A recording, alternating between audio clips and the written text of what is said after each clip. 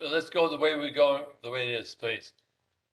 I start this meeting for public safety on January 10th at 6:11.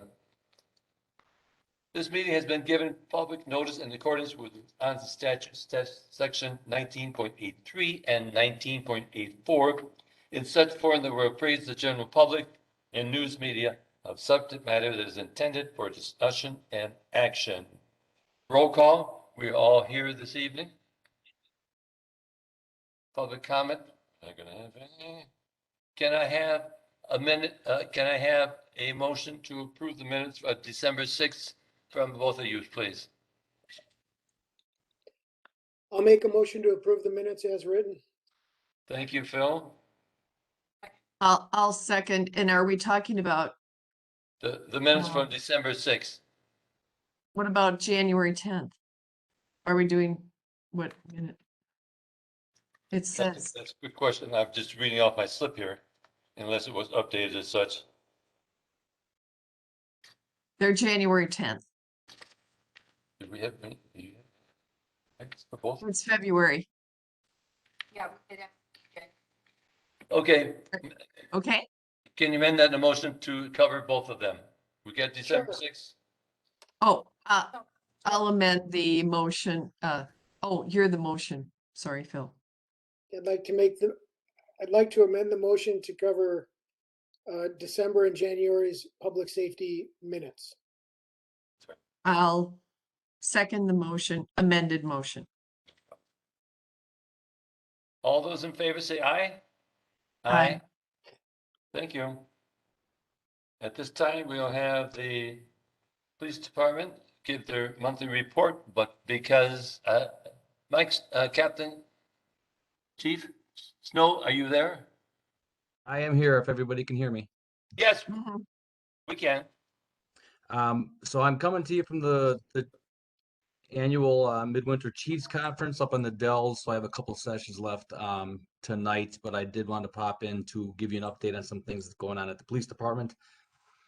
As you all know, we received funds for another officer for 2022. We have an officer that started in the academy just recently at the beginning of January. Since that time, we have received some unanticipated retirements.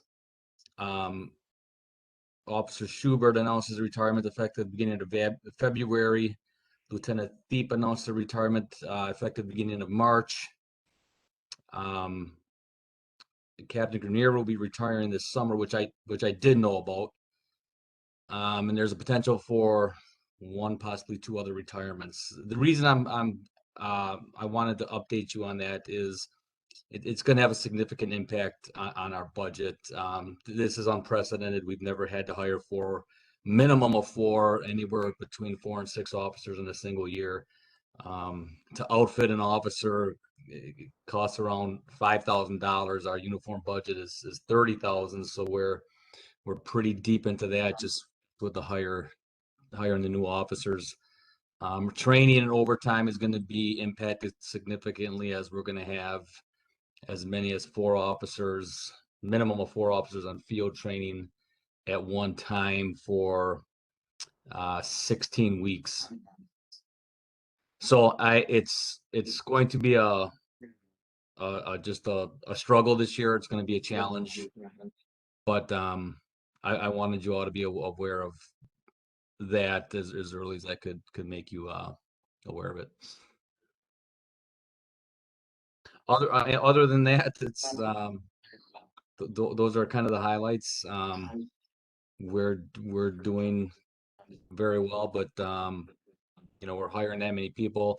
I went to a meeting yesterday with agencies from southeastern Wisconsin, larger agencies, and a lot of departments are hiring anywhere between 5 and 8 officers. So we're going to be in some heavy competition for those officers that are available. Chief Snow, Dennis here.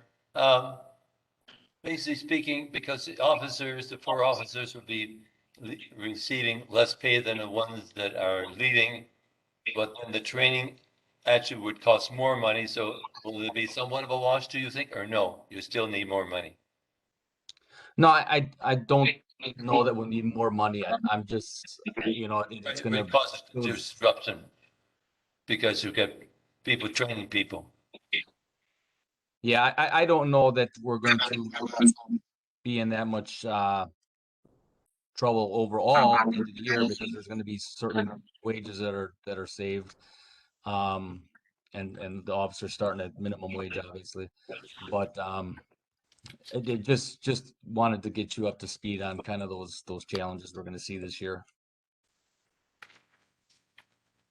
Do Right. you have, the last question to you, do we have a list yet of officers, or do we have to establish a new list? I don't remember what you said in the past. We're the last list was expired. We were able to take one officer off that list and start him in the academy. We did start the hiring process to establish another eligibility list. We're taking applications through the first week of March. I don't know how many we received today, but at the last count, I think we were between 25 and 30 already, which is promising. We typically receive more toward the end of the hiring process. Yeah, but I was going to say that's a good number too. I saw it, I think it was Wauwatosa, that they were offering a huge bonus, 7,500. at 7,500 sign-on bonus if officers stayed through the probationary period, which is, I think, 18 months. Is Germantown offering any promos like that or incentives that office would bring more applicants in? No, we're not. And at the PEG meeting yesterday afternoon, Wauwatosa did talk about that. They are the only agency offering those types of incentives. Overall, our starting pay for new officers is higher than Wauwatosa's. So at the end of the day, you know, that money could be made up in a couple years. We are offering lateral transfers for experienced officers where they can start at a higher wage with some vacation time. That's getting pretty consistent with agencies around the state where they're offering lateral transfers. But we have received interest from experienced officers from around the area, so we're hoping to be able to pick up some that do have some experience. Any other questions by other members, please? Chief Snow, do we, I'm not that familiar. Do we require our, police and fire to live in the village? We do not have any residency requirements. We haven't for probably 30 plus years. Okay. I was going to stay under state statute that was changed about 5 years ago to they have to be so far within a period of time to be able to get the work. I believe that's what it was. Is that somewhat correct? We don't even have those requirements. We don't have any residency requirements at all. Thank you. Any other comments from the other committee members, please, to the chief? So just to follow up, Chief, do we, in your opinion, we seem pretty competitive then as far as pay scale? We are, and with the new contract, we're offering holidays now, which we haven't done for the last probably close to 40 years, which I think is absolutely going to benefit us. So I'm encouraged that we're going to receive some very good applicants. It's just a matter of getting people trained up, and then on the road is going to take some time.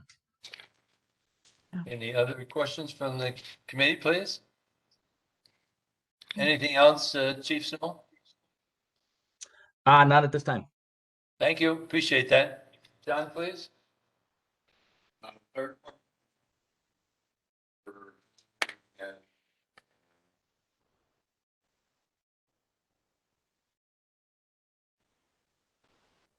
Dennis, is John talking?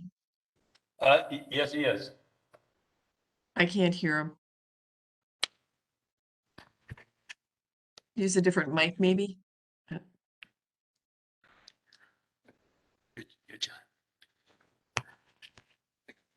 you hear me now? Yes, Okay. The Thank fire you. department remains to be very busy. For the month of January, we had 225 calls. If there is a slow period for us in a year, typically it's January and February, but 225 is way exceeds that. Like the police department, we are going through some recruitment at the fire department. In the last 2 months, I have managed to recruit about 4 new paid on premise people, which is significant for us. The last couple of years haven't been that great for recruitment. All of them, except for one, have some form of training already. One has absolutely zero. In addition to that, we do have a police and fire commission meeting coming up at the end of this month. We have one of our battalion chiefs who is stepping down back to full-time firefighter, so we're replacing him from within. In addition to that, I know of 2 to 3 of my full-time firefighters who are looking to move on, not necessarily just because of the department, but because they're looking to get out of public safety in general. So we do have some challenges in the future, and I'll address more of those challenges in the staffing presentation that comes up towards the end of the meeting. Any questions to John, please? Committee members?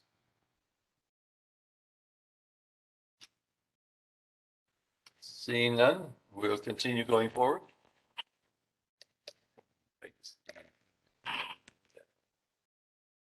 And looking under C, policy updates, we do not have any.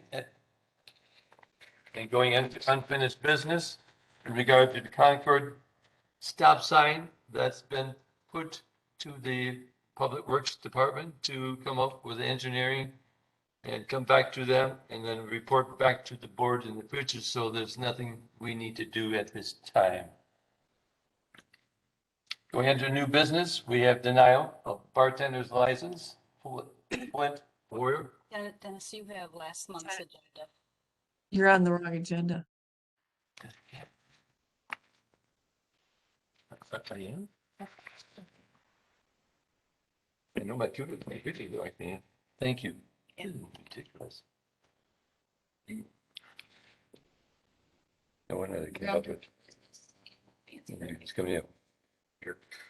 Thank you. Thank you. Under new business A, we have animal fancier license, which we have 3 different ones. Is that correct, Deanna? 2. 2. Thank you for the correction.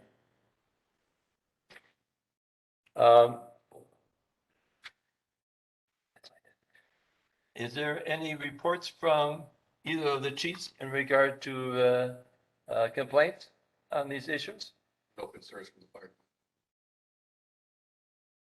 Chief Snow, anything on your end from the police department? They were both approved by Captain Grenier. Okay, and these are renewals, is that correct? Motion to approve new business, item A, animal fancier licenses for Crystal Prado and Mary Beth. I'll second the motion. Thank you. Do we have any questions or comments in regard to this motion on the floor from committee members? Seeing none, all those in favor, say aye. Aye. And those opposed, motion passes. New business B, flea market license. Motion to approve new business, item B, flea market license for Pilgrim Antique Mall. Can I I'll have a second, second. please? I'll second. Thank you, Jen. Again, any questions or comments in regard to the motion on the floor? Seeing none, all those in favor of the motion, say aye. Aye. Aye. Those opposed, motion passes. And under new business, C, fire department staffing presentation. John, please. I'm not going to touch it. Oh, no, it's January 10th. Well, there's nothing else on there, so you can take your, I need his. oh, you need it. Yes, I'll just share the screen here.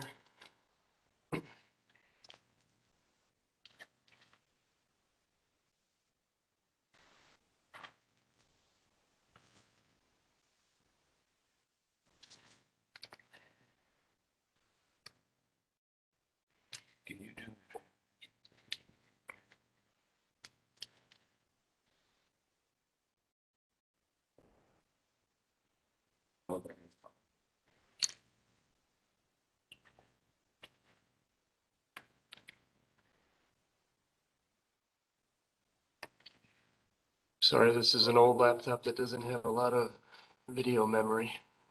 I think that's why it's.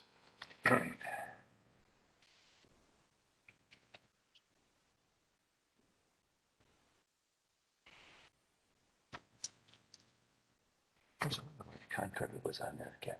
Should have. Yeah. We're just. Yeah, I can't There you get go. it again. Yeah. So I went up to the, well, and I went to press it on, pick me. And there's nothing. Being shooting. Yeah, I know, but it just Yeah. ticks me off. There's nothing being shared, it says. This should be a short presentation. Oh, how good is your memory, John? Yeah, you could just wing it. I can. You may have to. The night will continue going forward the same way. That is a screwed up computer screen. Make sure that this is.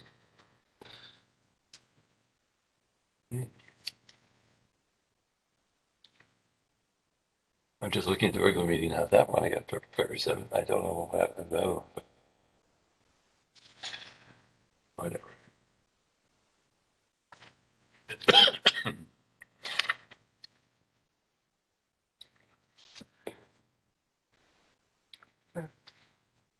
Fortunately, we lost that on this screen and then we shared it online. Can they say it? Can, Yeah, I think Trustee Pieper is on WebEx and can see I'm it. not, but I can. I don't think Trustee Myers is. No, he doesn't have a computer. I got John's. I can go on with I it. was doing my paper deal. You know what, We didn't have that much. I can advance the slides here, John, if you'd like. Hold on, maybe on here.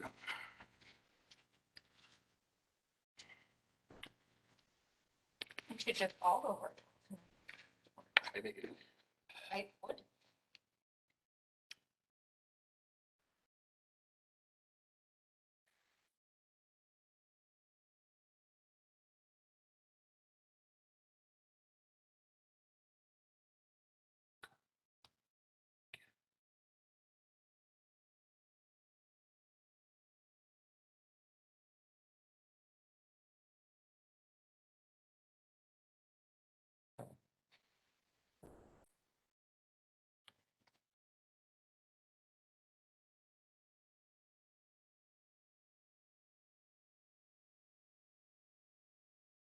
Got a lot of pictures.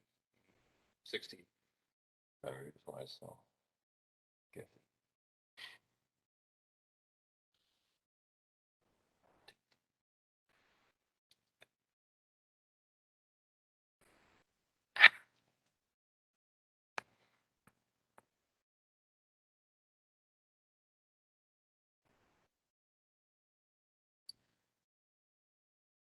You bet. My screen.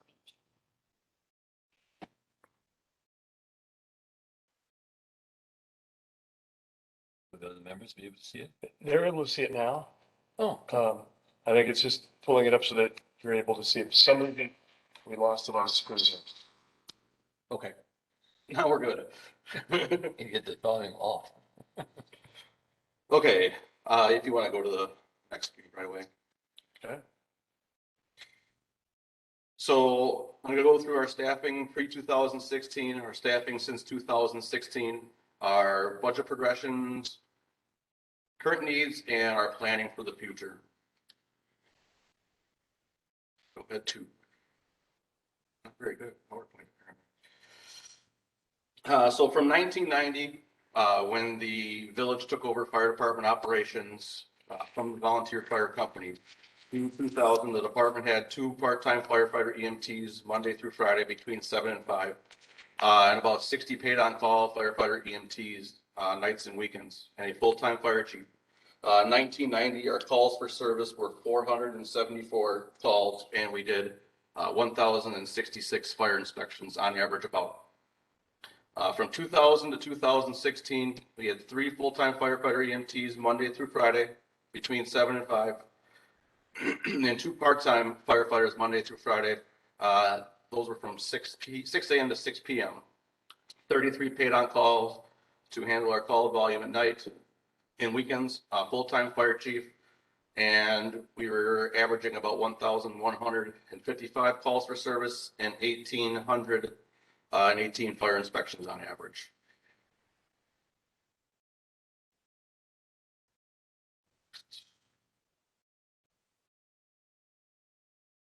So in 2016 is when we started to really start making some changes with the department. We still had 2 full-time firefighters and EMTs Monday through Friday, and then we added 2 full-time firefighters, EMTs to 24-hour shifts. So there were a total of 4 here during the day and 2 at night. And our paid on call had dwindled to about 25. We did have a full-time fire chief and a full-time deputy chief. We were averaging about 1,735 calls for service, 2,966 fire inspections. And in 2019, oh, it's okay.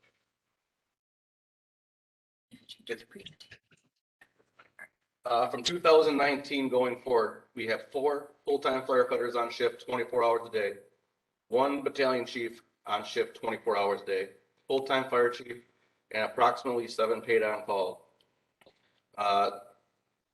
Up until this year, we were running about 2,108 calls for service and doing 3,640 inspections.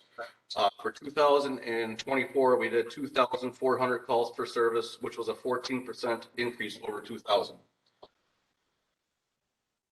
Next. And this is just a graph that kind of shows the trends of the calls and inspections, our POC staffing, and our station staffing through that time period. Yeah. All right, so this graph that I have here kind of has some of the suburban departments around. The ones that are highlighted in the orange are the ones that would probably be on this list most comparable to us. So what we're really looking at here is the amount of stations, the people that they have on shift every day, their annual call volumes, the calls per shift for the year, and how many individual calls each individual firefighter EMT would go on.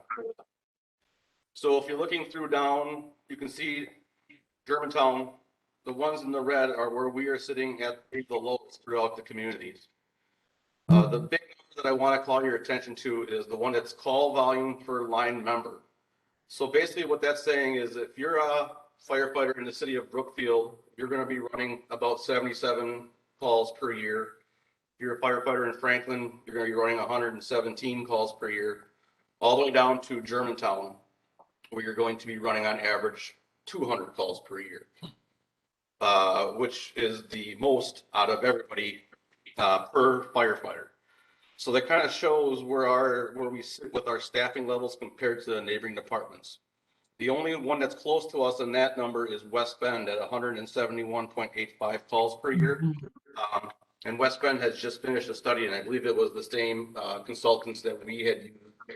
And they were told that they needed to hire about 15 more firefighters to get their number back down to a more manageable level, like the comparative for neighboring departments. Wait, so why did they Germantown stations only 1? We only operate on 1 fire station. They're talking about the numbered station, the one that's over by the park, senior center. So in this, They're not using it anymore. correct. So you're not using the one by the high school? We are using one at the high school. We are not school. using the one in Fireman's Park. So we only have 1 station. So you're really, That's been that way for about, I didn't know 4 that. years? Since 2018, if I remember correctly. Oh, okay. Yep. We just didn't have the people staffed both stations.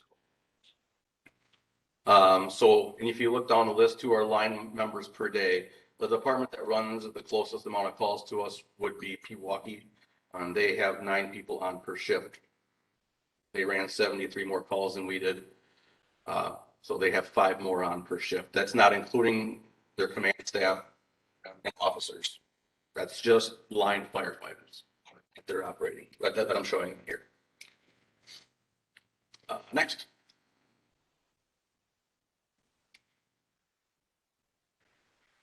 So through the years, I have just a breakdown of the bigger departments in the village are the fire department, police department, and the highway department.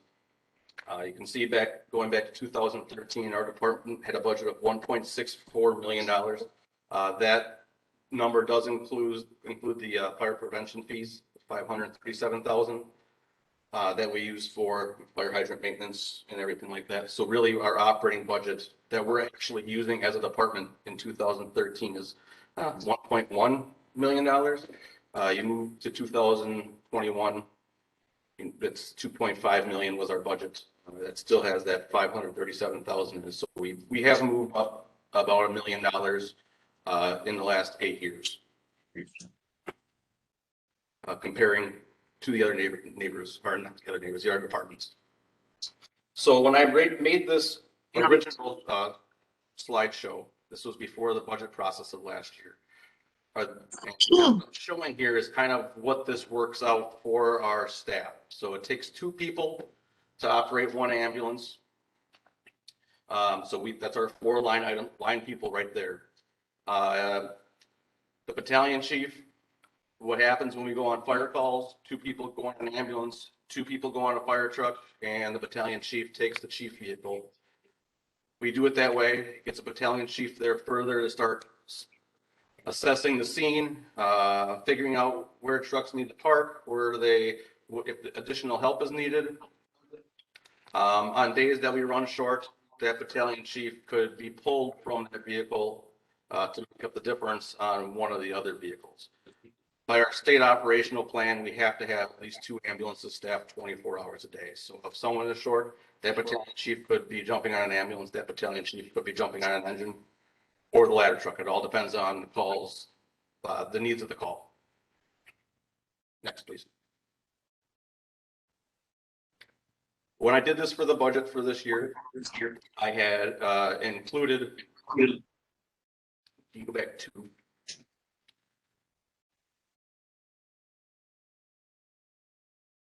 okay. So when I had made this for the budget for 2022, I had put in for 1 more firefighter per shift, so a total of 3, and 1 more during the day for a daytime shift. Daytime is typically when we have the hardest amount of time getting people into the department. 1 more person per shift would drastically change the level of what our staffing would be. For example, if you look at the top of this page here, you can see there is now an ability to have 3 ambulance staff, which we continuously are called out for 3 calls at one time. What we do now is rely on one of our neighbors typically for it, but that also leaves nobody left in the station in case we have any other incidents going on.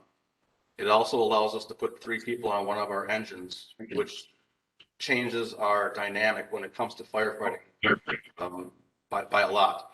So when we go to a fire, specifically a structure fire, by standards, we have to have 2 people outside for every 2 people inside.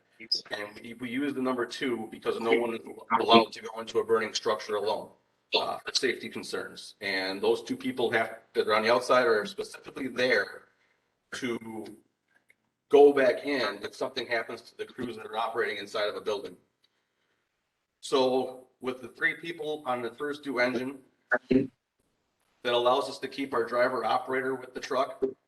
It's the guy who's or the person who's controlling the water, which is hugely important. Break.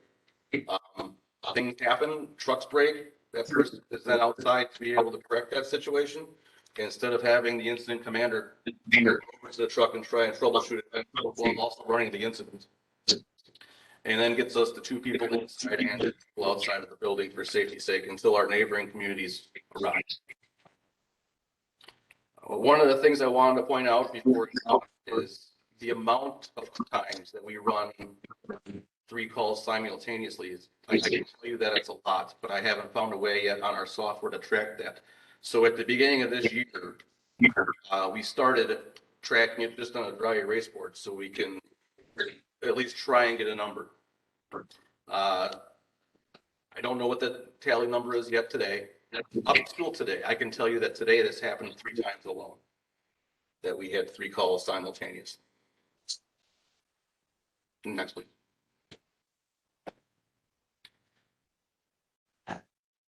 The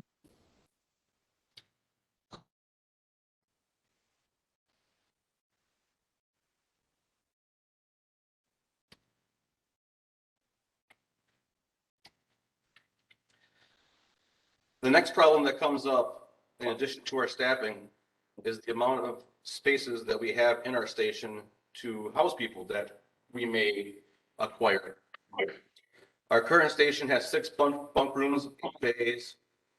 In those 8 bays are 2 engines, 1 ladder, 2 primary ambulances, 1 backup ambulance, a battalion chief, and a water tender. We have 5 people on shift right now, 4 line personnel and 1 command staff personnel. That's 5. So we only have enough room in our station for 1 more person to be hired before we have to have another place to house these people. Our station, as far as the apparatus bays, are full currently. In fact, I've been trying to work with some other departments to see if I could house one of our trucks at a different location. Specifically the water tender, it's the least used. So that when our new staff vehicle comes in this year, it has a place to be parked outside. Otherwise, we'll have to be figuring out which vehicles of ours are going to be parked outside, which usually isn't good with vehicles that have water stored on them. Next, please. This is a heat map of where our calls are located. So if you're looking through it, you can see most of our calls are concentrated pretty much in the center of the village, which makes complete sense. That's where most of our senior living facilities are. And then on the southern part of our village, along the corridors of County Line Road and Rivers Bend Circle. The star that's in there is the direct center of the village, and the 2 little fire guys are, well, the one on the left-hand side of the map is where our current station is. And if we were to ever build another station, the guy on the right side of the map is where would be a good spot to place another station. Why not right in the middle? Because you don't want them close together, because then they're overlapping their coverage zones. If they're further apart, it allows you to get north and south, as well as east and west. So if we're in directly the center, which is where about our old station was, pretty close, it still takes a long time to get to the northeast corners and the northwest corners, where if they're separated, you're going up and down in even space north and south evenly and east and west. What if you had enough staff to reopen another station and then it would be right in the center? So this is something that we have talked about internally as well. That station would need a tremendous amount of work to get built, especially the 24-hour staffing. There is no bunk rooms in the station at all. And the station has a significant amount of asbestos, so the floors would have to come up to be able to even put walls in there. Next, please.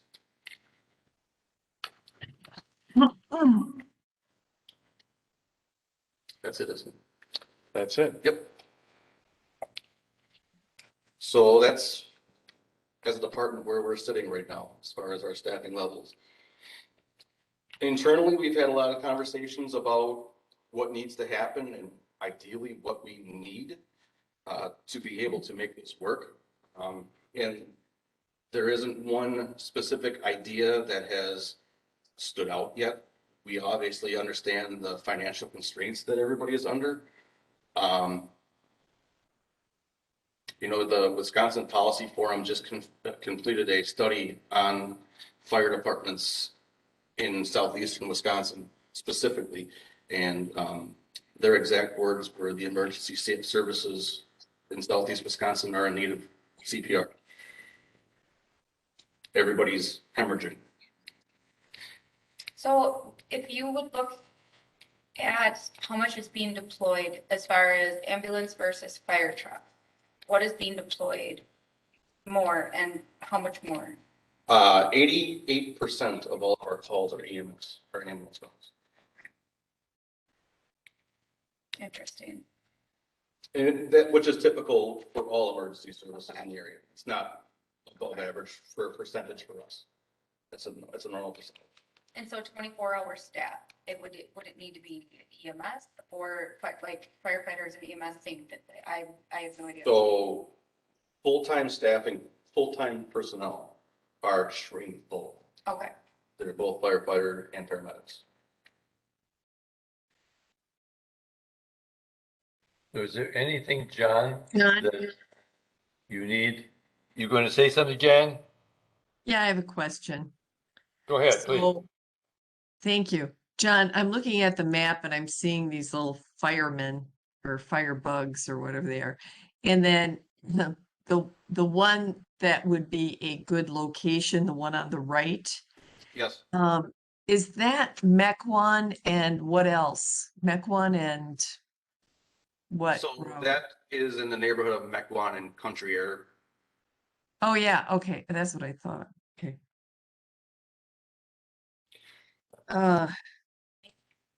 The Just the number one station or whatever you abandoned before, that is, would be way too expensive to, update.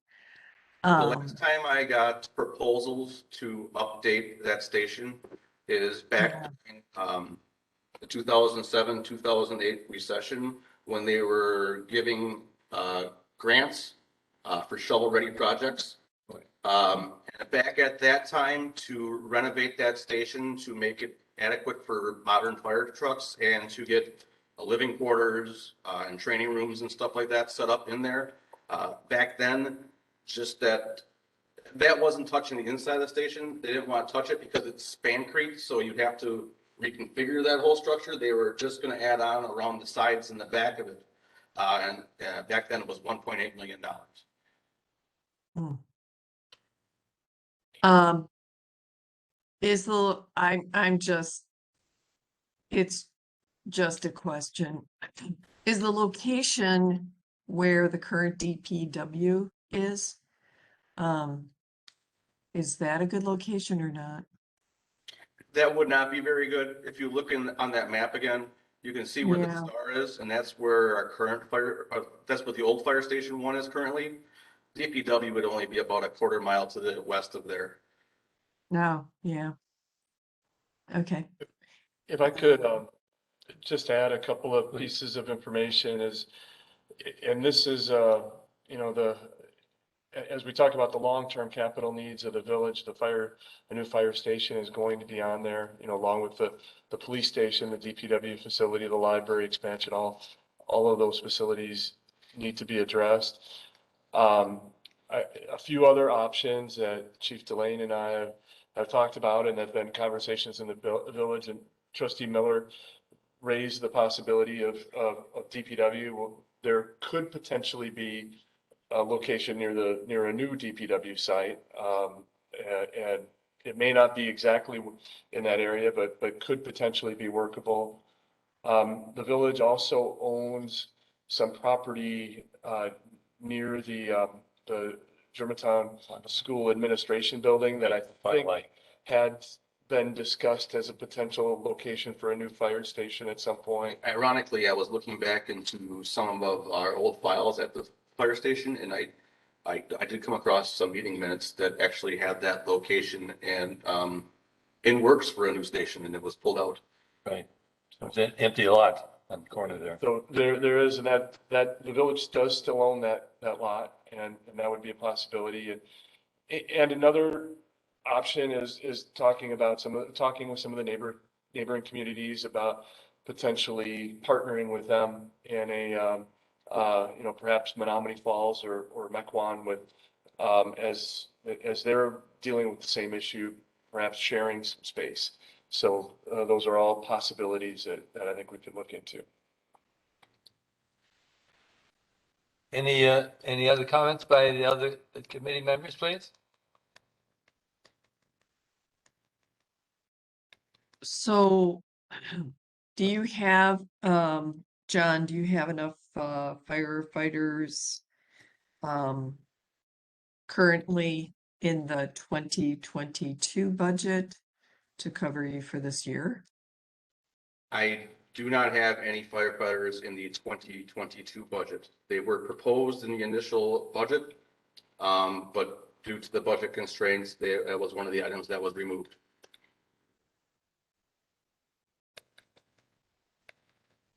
Any other comments, please? Seeing those, thank you, John, for your presentation. Appreciate that. I think the next thing we had on the item was our next meeting. That's correct. That would be February 7th at Today. March 7th.